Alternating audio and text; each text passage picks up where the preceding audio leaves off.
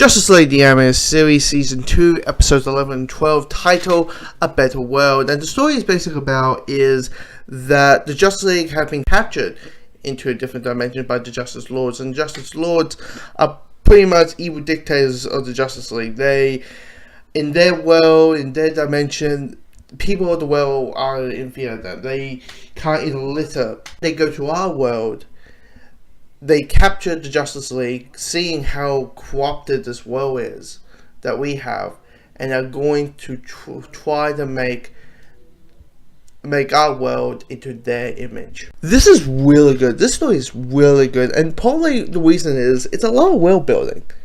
I mean, it's a lot of like seeing the Justice League's reactions to the world that the Justice Lords have created. I mean, in this world, Flash is dead, so the Justice Lords see Flash and are like, we need to keep this guy around because there's a hole missing. So they're like, maybe we can make him turn to the errors of his ways. And Justice League's reaction to Arkham Asylum is not what we're so used to. Arkham Asylum, what we're used to, definitely in the Batman stuff, is Arkham is not a place that you get help, is a place that you come out worse. And when they enter into the asylum, they're like, this is weird. It's kind of creepy because the first character they meet is Joker, and Joker's not like, hello, how you going? He's like, hello, Joker Santai, you want to shake a hand where my buzzer is? Like, he's not that. He's like, hey, Superman, would you like to come in? I can whip up a coffee for you.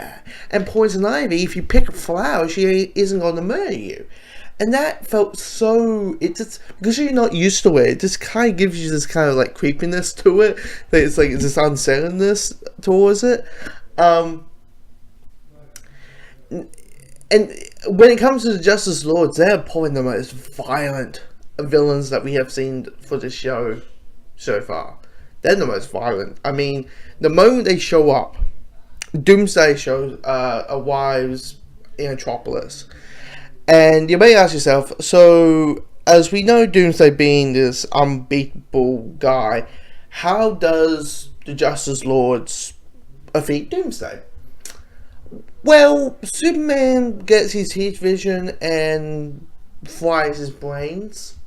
If I did the whole Batman moment of the story, it would be the fight scene between a regular Batman, the Justice Lords Batman, and the not the fight, but the conversation they have. The Justice Lords Batman says, what we did, make sure that no 8-year-old kid is ever going to get his pen gun down in an alley by some punk with a gun. I mean, that and that was like, wow, that was like so empowering because that's true and stuff, and then.